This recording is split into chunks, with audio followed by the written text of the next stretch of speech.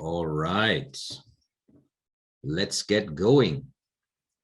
ESG in practice, understanding the metrics and the approaches to achieve net zero in buildings. That's our topic for today. Welcome to our uHoo webinar. It's super exciting to have you all here with us today. And we have two amazing speakers lined up for today. First off, with the keynote intro to the topic is Prashant Kapoor. He is the Chief Industry Specialist at the World Bank Group, IFC. And you will hear a lot more about the EDGE tool and the certification to net zero that the IFC is providing. And then we have Raymond Rufino, the CEO of NEO, especially our friends from the Philippines will be very familiar with Raymond, who is a regular speaker at many events in the Philippines on the subject, and they have great contributions with their case study of the NEO portfolio of buildings. I think this topic is super exciting. Those of you that are involved in ESG, environmental social governance, have realized that increasingly in this sector, in this industry, especially the construction and real estate and building sector, this is what rating agencies are focusing on. They want to see buildings, both in terms of their operational carbon footprint and their building envelope carbon footprint, to make progress towards net zero. And increasingly, this is as well an issue that is being linked with loans, with REITs, with financial impacts that actually this industry is facing. So there are loads of opportunities. Sometimes we look at all these things that we need to do to achieve performance and compliance as a duty to deliver. But I think if we change our perspective and look at the opportunities of gaining increased resource efficiency, cutting operational costs, and actually achieving a better ability to attract green finance for our projects, then we have loads and loads of opportunities to look at.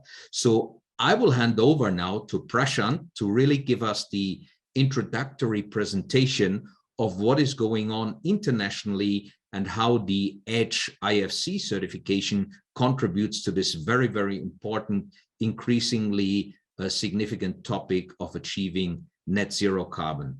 Prashant, welcome today, and let me hand over to you. We're looking forward to your presentation. Thank you.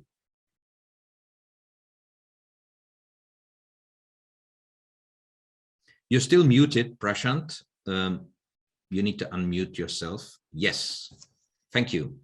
Is there ever a presentation without you're muted?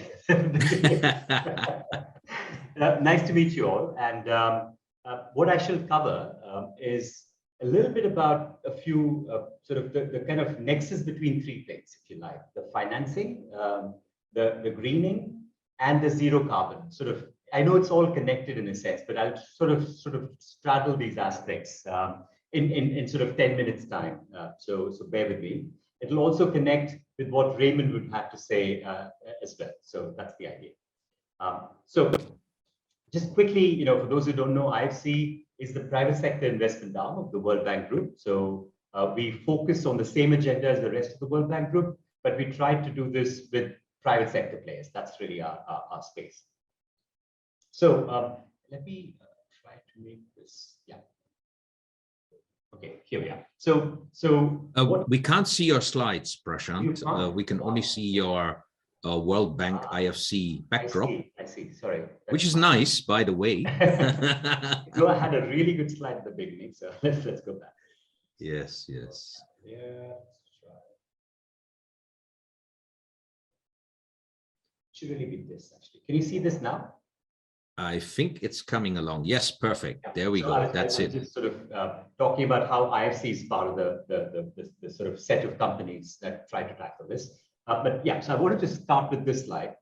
Just basically, sort of communicate the fact that buildings are super important. As you can see, if you take some of the large countries together, the existing buildings is, we kind of know it's about 20%, 30%, depending on whether you look at just carbon dioxide or look at greenhouse gas emissions. But you can see it's bigger than some of the larger polluters in the world. But what's really interesting is also that all the new construction that is going to come, and most of this in emerging markets like Indonesia, China, India, and Africa, it's almost going to double in stock. And this is where, for development agencies like us, this becomes super important and interesting, right? So, if you can make the right investments happen in the new construction, firstly, because that's the opportunity to make sure we don't lock in inefficiencies, we can do something, and then probably also try to tackle some of the existing building stock as well. So just wanted to kind of lay that out. And, in terms of the zero carbon agenda, there's a lot happening in terms of commitments or kind of, commitments from some of the corporations all around the world. You can see the diverse set of people that are committed, but it's nowhere near what we need in order to make the reduction happen in terms of net zero carbon, right? And I shall go into our analysis of how that works as well. So what is IFC doing? Just quickly laying that out. We have a dedicated aspect to this. It's called, the sort of Edge Green Buildings Market Transformation Program. And it has some components. We realized very quickly as we were doing investments that, just purely working on one side, which is like pushing private sector to voluntarily adopt, higher standards is fine. I think that could work through a certification platform, but we really need to look at the ecosystem, right? So, we've been working on building codes with many countries like Indonesia, Jakarta to begin with, Vietnam, and Mandaluyong, and some of the other cities and countries around the world. So I try to kind of provide incentives and codes from that end. Also working with banks. So we've got many banking clients that we try to provide on-lend money to, either through a green bond, and I'll come into some of those financial instruments, but basically trying to nudge the banks to provide products for green developers and for green mortgages for the retail side. And finally, we want to create an ecosystem that provides advice and technical support for the whole ecosystem. So I'll go into some of these aspects, but mostly stay within the time frame that I have. But please have a look at our website when you get a chance, edgebuildings.com, and you can find some of the background stuff as well. So at the core of this, and I feel like this has really been the game changer for us, is the Edge tool itself. Okay, if you go into the Edge website, you'll see a box at the top, and it's free to use for anyone. And if you choose different types of buildings, what it does is that for any type of building, any location, it has data, climatic data, cost data, and you put in your basic dimensions, and it gives you an estimate of where the energy is likely to be used, right? And then it has your building in the beginning, in the design stage, compared to your base case building. And then you have a whole list of ideas that you can see here, in terms of how you can reduce your carbon emissions. So you kind of you click some of these things, and it shows you instantly, how much reduction you can have, 46% in this building, you can see here, and you can do that for water, energy, and materials. And at the top here, and I'll show you in the next slide a little bit more detail, you can use this as an investment planning tool. So you can tell you what the payback is, what the utility cost is, and so on. So yeah, you can see it sort of covers, the top aspects in terms of the certification aspects, the cost aspects, the savings, and the carbon tracking, which is fundamental for if you're looking at zero carbon. How do we really even get an estimate from a design perspective? How much carbon can this project save, and how much more do you need to get reduction on, right? So this tool really helps as a tracker and gives you real-time feedback on all of these things as you design it. Obviously, this doesn't take away the need for consultants or other sort of tools that you might use. The idea is that it enables clients and people that are not in the day-to-day kind of designing process a way to kind of cross-check the narrative and make sure that this is going the right way. Now, in terms of the standard, we had previously had a very straightforward standard of 20% energy, 20% water, and 20% materials sort of standard. And over the years, we have actually started to increase the standard up. We've provided more levels, if you like. So this is a mandatory. This is not, so one of the things that had bothered us is that when we ourselves as a bank were looking to do investments, we couldn't really tell, whether a project that is, say, I'm just going to use the word, LEED Gold or LEED Platinum, is it really energy efficient? One couldn't actually tell, right, in terms of resource efficiency and carbon emissions. So we really focused the attention on things that really, provide cost savings and resource efficiency. We found through greater demand this need for kind of having advanced standards. So we teamed up with Architecture 2030 and the Green Building Councils to see, okay, what is the right sort of level where on-site reduction has to be achieved before you can start looking at zero carbon titles. So we have 2 more tiers, and I can go into that if you have more questions on this, and so on. But broadly speaking, the zero carbon standard, you have to achieve at least the 40% energy savings.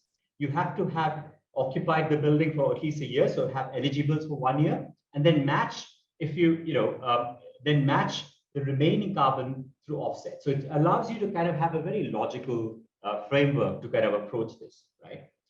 I wanted to also mention that there could be renewable energy on site that is included in the savings. So we don't really differentiate, energy and energy efficiency. We kind of bundle it into one, because fundamentally for us, this is about reducing carbon, energy as a proxy to do that. So it sort of works quite nicely with carbon. And this is kind of, how a certificate looks. You can see, I just want to give you a sample, right? It's kind of, it depends on whether you're doing it on-site or off-site, the remaining carbon emissions. If you're doing it off-site, you have to do it every 2 years. If you're doing it on-site, every 4 years.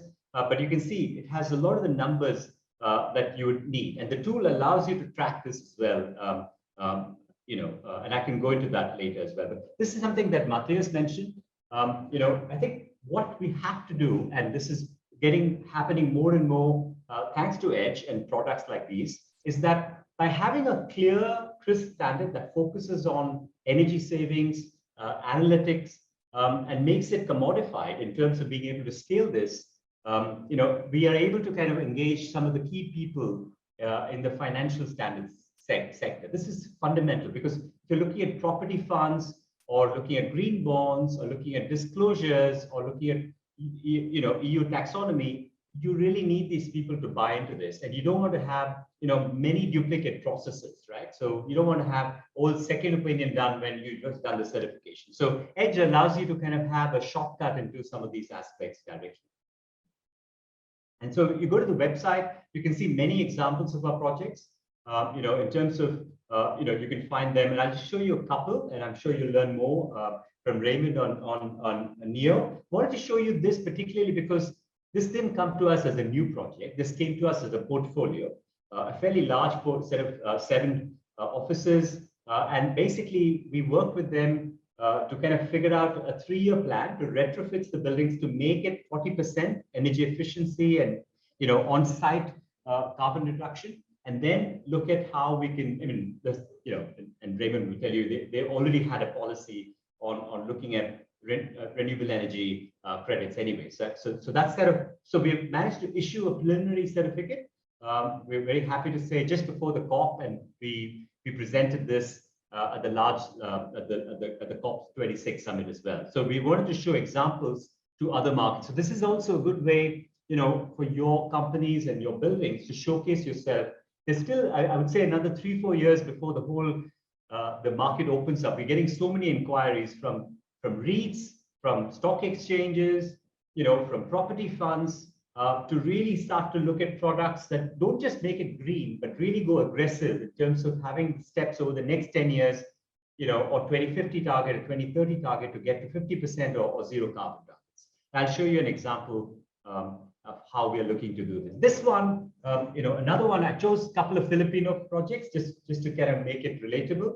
But this came to us at a sort of a new building project. And here again, what the reason I have this as a case study is because using this product of having it certified as zero carbon, they were able to issue a green bond and get financing for it, and they were oversubscribed. So there is a great deal of demand in the space, as you can see. And this is probably the first non-banking issue of green bond in Philippines. So that sort of also became a milestone for them.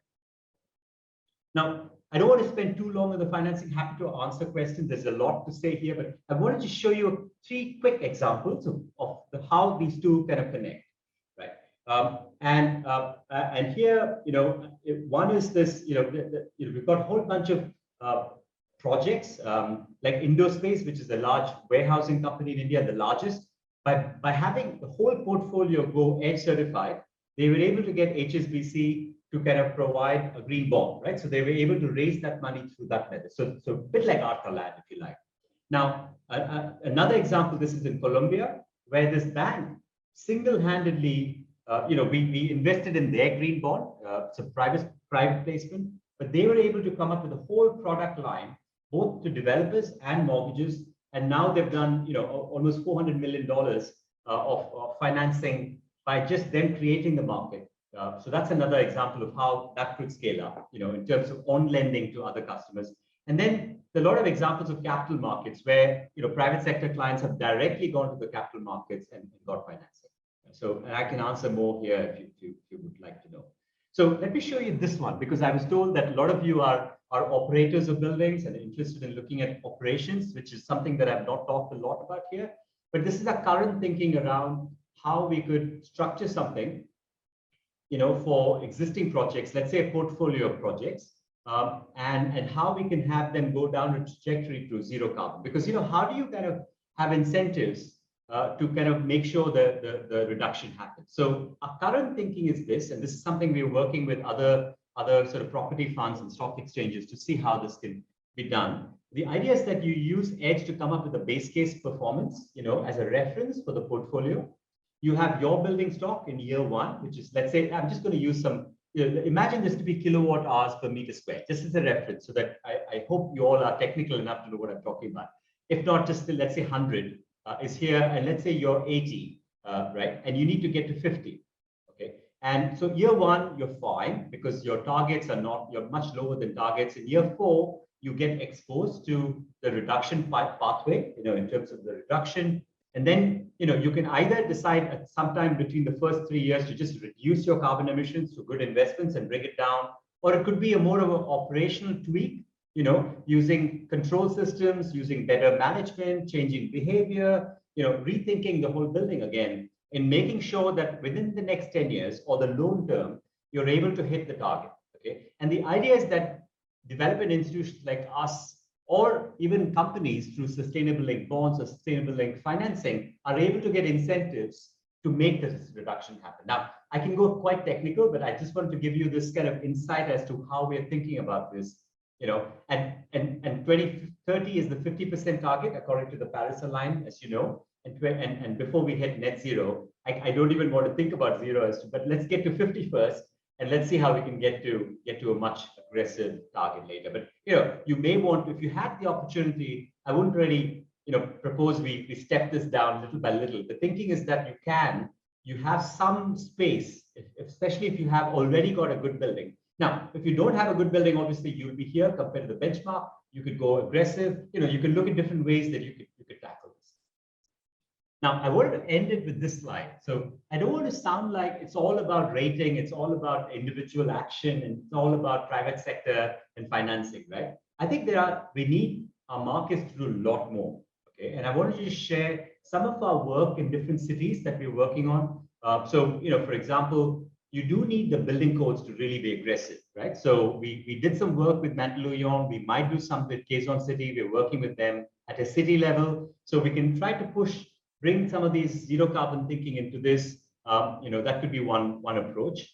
There are approaches in some of the markets where you can get extra FSI, flow space index. I don't know if you use those phrases, where you can get incentives like that if you go green, or you can just get pure financing, as I was talking about, in some of the examples, or you could be looking at a refurbishment fund where a city can help promote that, use either the utility company, sort of on-bill financing models to kind of come up with financing or a revolving loan, right? I'm sorry if I'm just sort of name dropping certain things, but just wanted to give you a sense of the complexity and different ways one can approach it. It's not just about getting a building sorted, right, or a portfolio sorted. I think we need in order to hit climate change targets, your building or set of projects to go zero carbon is not going to matter, right? What's fundamentally going to matter is, can we get our energy use down or carbon intensity down as a whole country or a city and in the world? So I'll stop with that. Thank you very much. All right. Thank you so much, Prashant. That was excellent. Give us a very good overview, and great to see that especially with NEO and Arfa Land. You have mentioned Filipino-based pioneers that have really been the movers and shakers in making this happen, not just locally, but internationally as well, as pioneering participants. And this is as well a reflection of the good work that the IFC office has done here in the Philippines with promoting all of this. So that's excellent. And one thing, that really came out in your presentation, this matters because financing, lending in this sector will increasingly be linked with your decarbonization targets. So even if some people are still in doubt whether they should look at this, this is going to be very critical for the financial success of your business. So we'll come back to that later on. Before we hand over to Raymond to give his local case study, we will just do our intro poll. Let me just share that with you to get all of you guys involved. And the question here is, you should see it on your screen now. What do you think your transition towards net zero building would need the most? Would it need most a budget, adequate knowledge and training, the right technology, supply of renewable energy, or none of the above?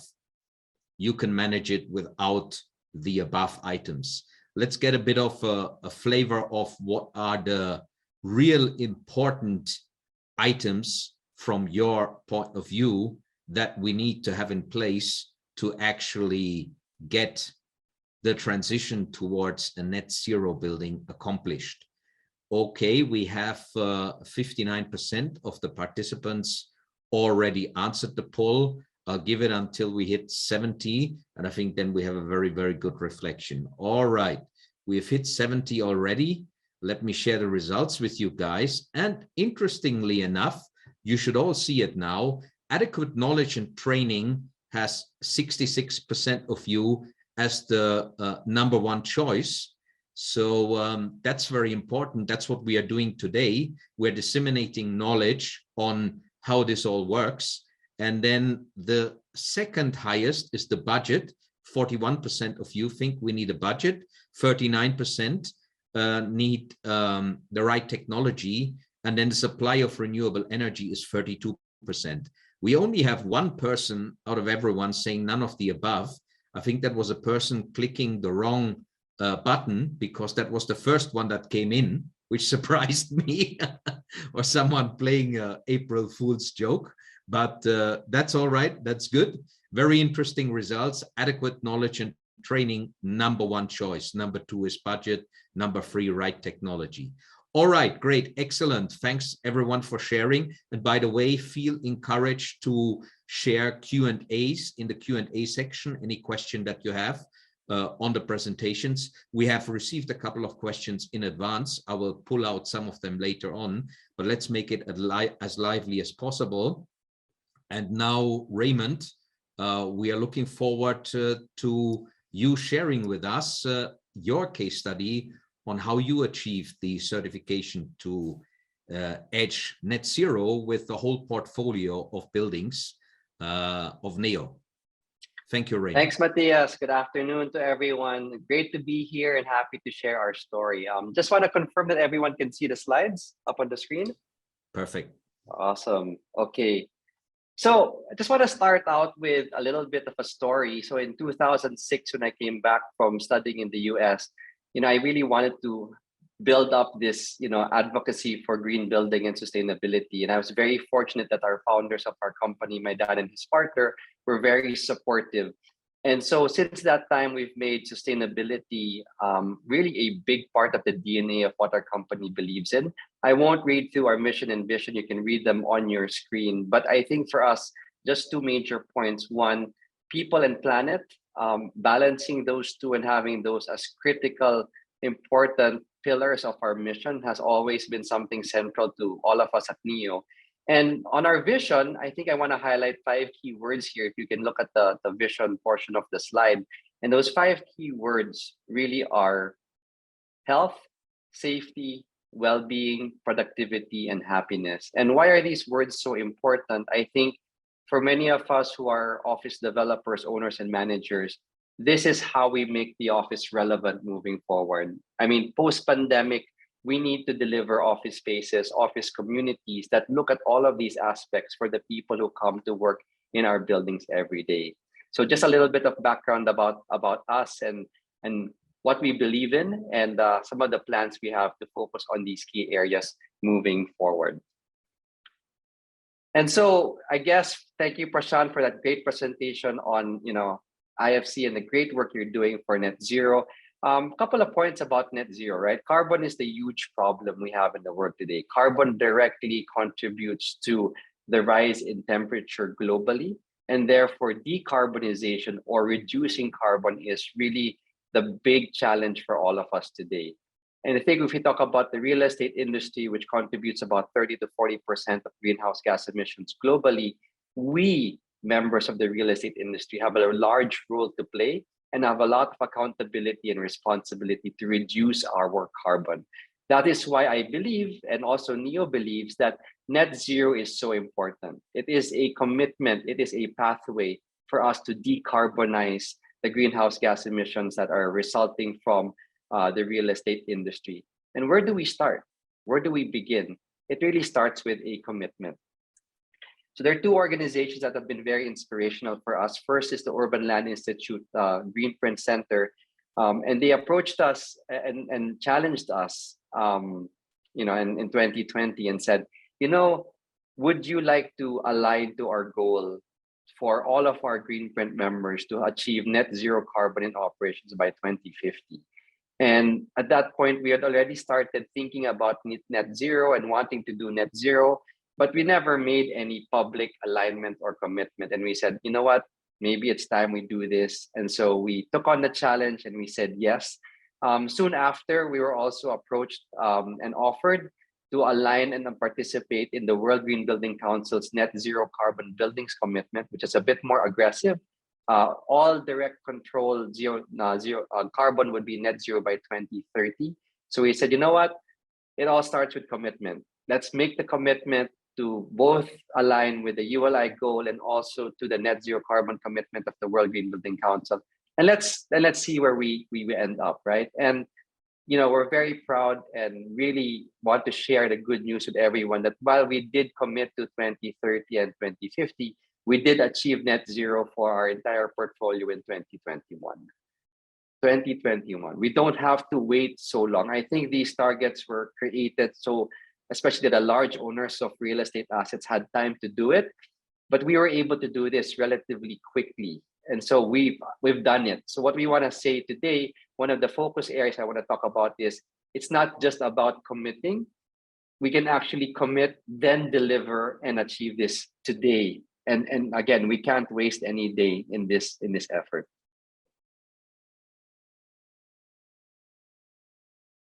And what is really the how? So if we start with commitment, and I've talked about ULI Greenprint and World Green Building Council, the next question is how. So again, IFC Edge Zero Carbon Certification, Prashant, talked all about it. I don't need to mention more about it. It provides you a very clear pathway from where you are today on achieving net zero. Another great pathway is the Advancing Net Zero program of the World Green Building Council, which the Philippine Green Building Council, of which we are also active members and supporters, adopted. And so we have an Advancing Net Zero Philippine Green Building Council program to certify net zero buildings, net zero energy buildings as well. And so we actually chose to get 2 certifications for our net zero and not just one under IFC Edge, another under the Philippine Green Building Council. And what's great is these rating tools actually provide you the steps that you need to take. They tell you the metrics, they tell you the pathway, they tell you exactly how you're going to get from where you are today to achieving that net zero. So these are all available. You can Google them, go online. These tools are all available for free, and you can read and reference them for your own projects. So how did we take these actions to decarbonize? So let's take a look at some specific action steps. I think the first important step is to really build an effective team. And again, as I go through these slides, you can read the text on the slides.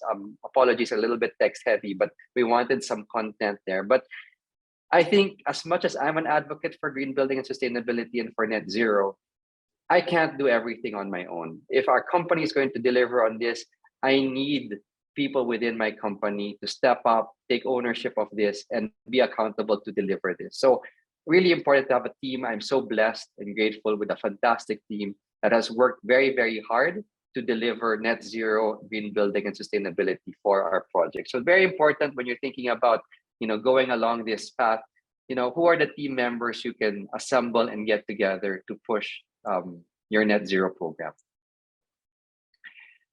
Also, when we talk about net zero, I'd like to break it down.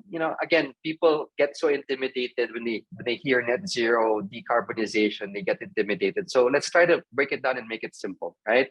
There are 3 main steps for you to get to net zero.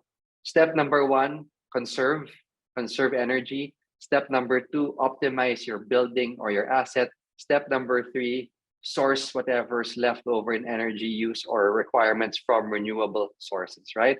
So again, conserve, optimize, get renewable, right? So when we talk about energy conservation, you have a couple of items here about that, but maybe the next slide will be more informative in talking about the energy conservation that we're doing. Sorry.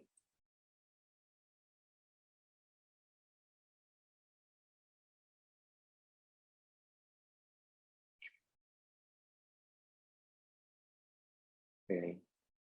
There, sorry. Bit of lag on the slide. So energy conservation is low-hanging fruits. These are policies, this is management, control management effort, really looking at policies and programs where you can drive down your energy usage, right? So this is, again, it's low-hanging fruit because it doesn't take capex. You just need that effective team I spoke about earlier to really drill down and say, okay, how do we get all of the users in the building to start reducing the use of energy, right? It could be a campaign like we did in the buildings where we told everyone, can we have setting our air conditioning units all at a set temperature of 24 rather than 19 degrees, right? It might be even as simple as aggressively turning off lighting that may not be in use, right? Or looking at programs or other activities that could save you on power. So this is very, very important, very key, and yet so many building owners and managers kind of miss the opportunity to do this. It takes a little bit of effort, but really it can yield a lot of results, right? When we talk about optimization, we're talking about, again, low-hanging fruit maintenance, right?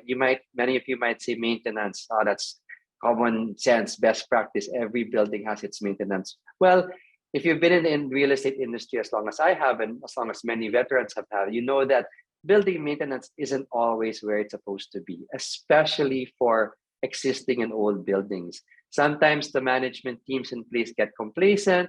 Sometimes there's no capex budget being approved or provided, or operational expenses that are required are not being funded by the owners. Lots of issues could result in a poor maintenance program. So you need your building to be optimized to operate efficiently. Your equipment needs to be properly maintained. Outdated equipment or poor performing equipment needs to be replaced. So this takes a little bit more budget. You'll see here there are preventive maintenance costs and replacement costs. Some of this does take a little bit more investment, but again, they pay back great dividends in being able to optimize the way that your building is performing, right? I think harmonics here is a great area where if you have really high harmonics, then you're not losing a lot of power. Part of optimization is also looking at retrofit projects. So one of the major areas you can work on is lighting, right? Where you talk about, can I reduce power consumption through lighting by shifting to LED? And everyone's been talking about LED for many, many years. And yet still, you have some old buildings which have still not made the shift. One of the most impactful things you can do is shift from your traditional lighting, your fluorescent bulbs, etc., to these high efficiency LED fixtures, right? So here's some more details about that in terms of cost. I think the big takeaway from me on this exercise was really that ROI of 3 to 4 years, right? So if you talk to any business owner and look at investments that you're going to make in your building, a 3 to 4 year payback is very, very good. That justifies spending the upfront capex to change your lighting because you'll make that money back. And again, the third and last pillar is really renewable energy. So In 2013, we were one of the first real estate companies that took advantage of open access and decided to source or procure our energy through the newly opened system, where you can go straight to independent power producers and choose your power provider and the type of power you can secure. So we chose geothermal energy in a partnership with Aboitiz Power, and we've carried that over. So we're very, very happy to announce that our portfolio has consistently been 100% powered by geothermal energy through Aboitiz Power since 2013. And we're very, very happy of the support we receive from Aboitiz Power in keeping up this commitment. In fact, I think we're one of the few developers and owners today that have 100% of their portfolio on renewable. Some have some buildings, but really my hope is that many more owners and developers will shift their portfolios entirely to renewable energy. So here's a picture of that Macban geothermal power plant. And again, by working with a partner like Aboitiz Power, we were able to shift over. It did not cost us or our tenants any more power. We were able to negotiate for very, very supportive rates. Again, the carbon impact was massive because, again, while you're able to conserve, right? You could conserve and reduce your power. You've optimized your assets. Now your assets performing well and not wasting, any power. And then whatever's left, because there's always going to be energy that needs to be supported. When that is sourced from renewable energy, then now you've really, reduced your carbon across all of these different pillars for your building. And, what are the end results? Here we have One Neo, which was our first building. You'll see some of the certificates there. So again, we were able to achieve net zero certification, both under IFC and EDGE for all of our portfolio of buildings. This is our second building. So One Neo was finished in 2002. Two Neo was finished in 2006. Here you have our third building, 3 Neo, which was finished in 2007. This was a time when we were growing rapidly in Bonifacio and really, simultaneous construction of multiple buildings. So you'll see the construction periods are quite close to each other. This is 4 Neo, which was finished in 2008. This is a larger building, as you can see. It's 2 lots put together. So this is when we started doing larger floor plate buildings. This is 5 Neo, our building with the largest floor plate of all of our buildings, almost 3,500 square meter floor plate here. Very, very efficient building. And we finished this one in 2009. Then we took a little bit of a break, went back to the drawing board and said, look, a lot of our buildings were based on, let's say, a typical design model, which really didn't factor in trying to make them very green from the get-go, right? So we took a step back, took a couple of years and said, let's now design and build green buildings from the ground up. And so 6 Neo was our first green building that we did. This was finished in 2013. This was also the pilot partner project for our Verde building for ecologically responsive design excellence, which is the Philippine Green Building Rating System. This was the first building to get certified under that rating system.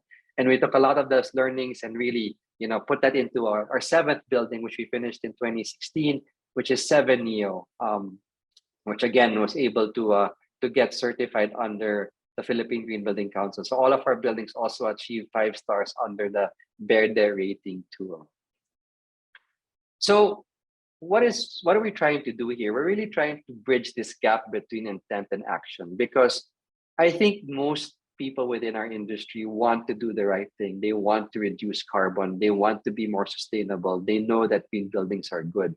But there seems to be a gap between that intent and that desire and action in terms of delivering on that, right? So what we want to do is really help inspire our fellow members of the industry to really say, we all know what we want to do and what we want to achieve. Let's just go and do it. Let's start taking actions, because the planet cannot wait. Action is what is needed, right? And so we do a lot of advocacy work. Me personally, I'm so happy that my personal advocacy for sustainability and for green building is aligned with also the corporate advocacy of NEO. Together, with that alignment, we've been doing our share in trying to really talk about the importance of decarbonization and sustainability. And I'd like to end this short talk and presentation with this really. And it used to be, we talked about climate change, then we talked about a climate crisis. I think we've reached a point where really what we're looking at is a climate catastrophe, right? If we don't change what we're doing, future generations are going to really suffer. And so what we'd like to do at NEO is invite all businesses, whether you're a small business, whether you're a big business, let's start your net zero journey today. And it starts with that commitment, take that first step, and then you'll find that if we together take action, then we have a shot at trying to avert this climate catastrophe, which is looming ahead of us. And again, it's doable. It's not just some pipe dream. We've been able to demonstrate with our own buildings that this is possible, this is doable. Let's go ahead and get it done. Thank you, everyone. All right, excellent. Thank you so much, Raymond, for this wonderful case study contribution, the action that you guys have taken and the call to action. And as you said, you've shown it can be done here today. Most of the commitments that we are signing up to is 2030, 2050, but you guys have done it here today. And that is the amazing thing, and big congrats for that. We had a couple of questions in advance that came in for you. One of them was, for example, how can you actually achieve a combination of a healthy building and a net zero building? Is there any conflict, or does it nicely blend in with one another? Maybe keep your answer short and sharp, because we've only got like 15 minutes left for the Q&A. So Sure. yeah. Yeah, no, I think definitely you can do both. I think a combination of healthy building and net zero is really the way to go. Because when you talk about net zero, that's good for the planet, that's about decarbonization, but healthy buildings is good for the people. Let's not forget that green buildings are good for both people and planet. And so we've done the health safety rating for all of our buildings. We were the first in Southeast Asia to achieve the WELL health and safety rating for all of our buildings, to show that these buildings prioritize the health and safety of the people who come to work in them. You can do them. They a lot of the efforts, a lot of the things that your team will do in terms of mindset, attitude, policies, procedures are all aligned. And yes, that really should be the priority, doing both, not just one without the other. Excellent. Wonderful. Thanks so much, Raymond, for that answer. Prashant, we had a couple of questions as well coming in that were asking, how can we actually calculate our carbon footprint? I mean, your EDGE tool, which I recommend everybody to have a look at, because it's free of charge and it gives you the benchmark for your specific market. The EDGE tool does that for you, right? If you put all the information in there, you get as well a carbon footprint related to the efficiency aspects of your operation and your materials. Can you tell us a little bit more about that and how it works? Sure. What I'll do is I'll actually show you quickly, just so that you get a real life picture of this. Let me share my screen. Hopefully, I will be sharing the right part. Okay, here we go. Can you see the EDGE tool? Yes. Yeah. Okay, great. So firstly, I think, from the survey, Matthias, there was some questions about knowledge and training being important. So just saying, besides the tool, if you go to our website, there are 2 levels of training that's available. Free. This one is free of charge. This is for architects and engineers who are young. I mean, it doesn't have to be, but we're trying to make it sort of, a 16-hour course for anyone who wants it. So it's kind of available for free, and you get a certificate at the end of it. So that's why we were thinking of having some sort of accreditation. So that's something to consider. It kind of covers, it doesn't really cover certification, it really looks at design. So if you're interested in that, really kind of looking at how do you pitch this, how do you make a business case, all of that. And secondly, for those who want to use EDGE for certification use, there's a whole bunch of online courses as well. I won't go into that, offered by a third party that we've agreed. Okay, so back to the tool. So here, you can choose any type of building. So I've chosen office and had it ready. And I've chosen Manila, but you can choose any country around the world, as you can see, and you can choose even within Philippines, a whole bunch of cities. So when you choose a city, it has climatic data. This is the big, when I was doing architecture, we had to choose like hot and humid climate, and this warm and this climate, and cold and temperate. All that is you can forget about it. You don't need to go with preconceived ideas of what this climate is. You go with data, and it's freely available for you. And it's temperature, humidity, all of that, right? So and then you have your building. Let's say you have a building for 15,000 square meters, and let's say 10-story tall. You can just change whatever data there is here. It's a template. You can adjust it. You can adjust the occupancy. So if you're having a sort of a back to office thing that is 24-hour use, you can change the densities, you can change all of that. But just let's keep it as standard speculative office space, right? And then let me remove the food code just for fun. And then here, so you have energy. So as you ask for carbon, I'll just show you that quickly. You go here, and then here you can see the cooling. This is your energy consumption assumption, right, for your building. Okay, this is your base case. And it tells you about half of it in Manila would go into cooling. This is your typical spec built to code that is being currently built. This is your building, right? So essentially, you put in your details. Let's say we've got, as we were describing, so let's say you have that really good building. So let's say it has good insulation, probably has good glass, right? Probably has less glass. That is very important, right? So as you do these things, you can see immediately it's telling you what difference it makes. That's the beauty of this, right? And then you have calculators. You can go further and you can analyze it further. So it's not just this high-level stuff. You can go and put in more details, upload all the documents here itself. Now, your question was about carbon. We have a special carbon calculator here. It calculates the building's carbon emissions, okay, totally. And then when you also print not here, but in the file section, when you print the edge assessment, it has the carbon assessment printed out.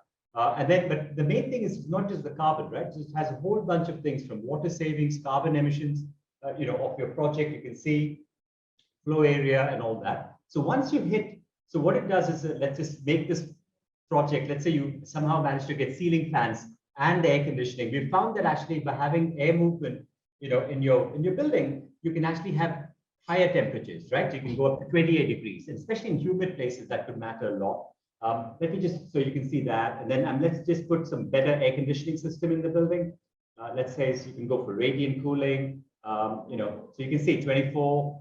Let's say you can go for good lighting, as Raymond was talking about, and here you can actually go a little bit more detail. You can put how many lumens for what. I'm just trying to keep it at high level, but believe me, you can go further.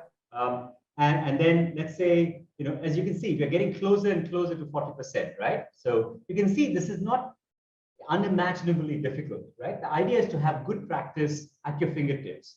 And let's say you're able, so this is important. I find so many buildings having great glazing, but no daylight controls. So if you're not able to switch off lights when the daylight is there, then what's the point of having all this daylight, right? So there you are. So you made it to, and you can just change the shape. I have not even gone to the shape changing mode. You can go to the design page and change that. But as you're doing this, you can see the carbon was dropping. Now, how do you neutralize this? You're only allowed to neutralize this after you hit 40% savings, okay?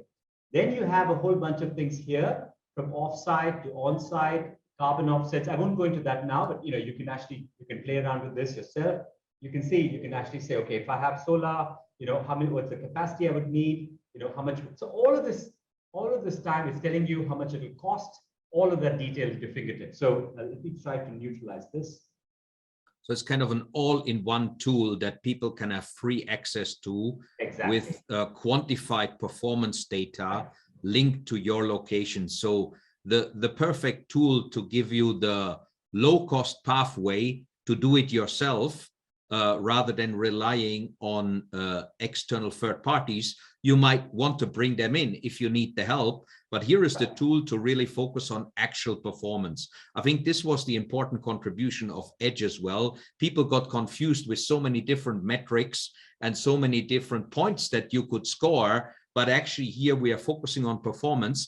And Prashant, did I understand it correctly? You can actually start your net zero carbon certification if you have a roadmap how to achieve the 40% energy efficiency in the next 2 to 3 years, right? You don't necessarily need to be there at this point in time, but as long as you have the clear roadmap with the technical measures and the investment.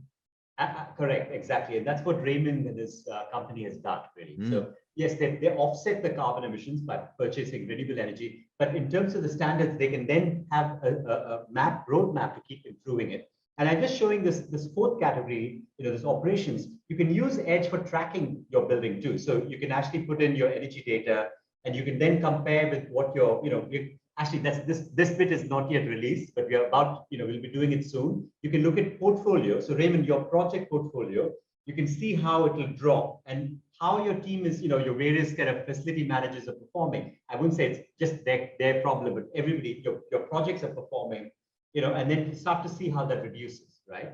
And Great. what we want to do is start to work with donors and institutions to provide financing that reflects the amount of pain you're taking on. That's the next step. So it can't just be done with just you try to hit make this happen, right? Somebody has to kind of take this on. So this is part of the conversation. Yeah. And we have a question that has come in from Emmanuel Asiedo. Can you get a net zero certification for a building if you have already commenced construction? Is that possible, Prashant? Yes, you can. Is the simple answer. So what you would do is you would put in your building as it's designed to be, right? And you would see if you can hit, the targets, right? If not, then you have this, and I wouldn't call it remediation, but you know what I mean. That word sort of suggests it best. So you come up with a plan, a roadmap, as you say, to get to the target. So you have a bit of time frame to get there. Great. Yeah. So We have another question. Never too late. And you can look at, look, it's still a long way to go, but you can look at some of the, zero carbon projects around the world. These are ones that have been certified with final certificate. We want to have a clear, we want to make sure there is very strong clarity between claims and actual delivery. It's important, right? Otherwise, people just get all the value from the claim. In the building industry, there's a lot of this. So just wanted to make sure that we only list the projects that have actually done it, right, at the final stage. Yeah. And I think today, this is the roadmap we are on. We need the help of carbon credits at this point in time, but in the future, we are working increasingly towards achieving the actual operational net zero through the internal efforts. But the roadmap is there, and the 40% is really the minimum you need to hit to retain it. We have another interesting question coming in. I'll pass that on to Raymond for a quick response. I think it was based on your sharing earlier on. Do you have a measure happiness of occupant? Can you measure the happiness of your occupants, Raymond? Interesting question. It's a great question. Very challenging, right? So a lot of the other aspects you can measure more easily. Happiness is a lot more difficult to measure. We've actually started a internal effort to do more engagement tenant surveys and try to get more data on how the tenants really feel and how they appreciate or don't appreciate the experience of their office and coming to the buildings. It's been challenging because of the pandemic to do that, because we had, basically 2 years where people were really not coming into the office, right? So it's been very difficult. But now, as we see more and more people coming back to the office, one of the things we want to do is really try to have more of these engagement surveys and data gathering to try and really get the pulse and find out how people are feeling. Ultimately, it's difficult, right? I mean, you can ask the question in a survey. Does the answer really, categorically tell you if they're happy or not? We don't know. But our hope is that we can move that needle, right? So there's a lot of efforts we're doing. One thing I did not mention as we talk about happiness is really we have this campaign, this program called #TheNeoWay, where it's not just about the building. We have so many. We run 60 to 70 events per year for our tenants, which are all free of charge, that just really look at learning, giving back, doing good things, all sorts of different camaraderie, socialization, all sorts of events with different focus areas, so that we can try to really create this community that encourages and facilitates more happiness among the employees coming to work. Great, excellent. And let me just pass this question on to Albert as well. He is the uHoo guru on health, wellness, and medical issues. But Albert, you have to make it very short and sharp within 1 to maximum 2 minutes, because we are coming up to the hour and I have to wrap up. Albert, your view on measuring the happiness of your employees and the tenants? That's a very good question. it's not only happiness, it is also health and safety. And as uHoo, we are a digital health company and also the manufacturer of equipment to measure the complete indoor environment. We're doing projects in Europe with companies that we, at the same time, we are giving insight about the indoor environment. And secondly, we are having questionnaires to the people who are working there on the place and how they are feeling. And I think this combination with the indoor environment measurement together, what you both were saying about the certifications of a green building, that would give the ideal working place for the future. Yeah. And I think your presentations were very well. And hopefully we can work also closely together in the future. Great, excellent. I think decarbonization is going to be the big topic in the next years to come. Employee health, wellness, and productivity is going to be the big topic. And that is where a lot of your cost is linked to as well. Operationally, reducing your carbon footprint and increasing your efficiency will save you a lot of money, will deliver good returns, and as well, better access to finance. Same with employee health and wellness. You will actually get amazing returns.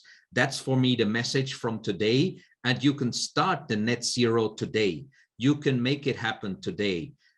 Define a pathway. The Edge IFC tool is the perfect tool for you to use because everything is there. It calculates everything. It's free of charge. That's the amazing thing. So please get in touch with Edge IFC. Get in touch with Raymond if you need more details. Yes, we will share the slides if the presenters allow us that.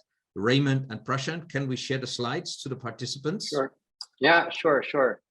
Excellent, amazing. We will as well usually share the copy of this on the YouTube channel. And one person asked that question as well. So that should be coming out in a couple of days. And yeah, thanks to the presenters. Let me just do our exit poll. And those who still have time can watch a little video. But the exit poll, we just want to make sure that those speakers you want to follow up with get your contact details. You want to get in touch with Raymond or Prashant, the stars of today. My name is there as well, but don't worry about me. Or Albert, if you have a specific uHoo question, please click Albert. And just to add, but yes, I'm also on LinkedIn for anyone who wants to connect with me. That seems to be one of the easiest ways to connect. Happy to connect with any of you on LinkedIn as well. For me as well. Yeah. Excellent. Glad I'm already connected on LinkedIn with you guys. I think I still need to find Prashant and send him a LinkedIn request. Excellent. So let me show you the polls here. Okay, we have both Raymond and Prashant are the ones who have a lot of people wanting to connect with them. And then Albert, you have a couple of people as well, and happy to connect with you too. So thanks everyone. I will formally close it now because we exactly have 5 o'clock now in the Philippines and 11 o'clock in the morning here in Germany. But you can still watch a uHoo video now, just in time, like we Germans like to do it. Excellent. Thank you so much, Raymond, Prashant, and Albert, for your contributions, for everyone who joined us today. And see you again soon with another ESG in practice or other uHoo event on an exciting topic.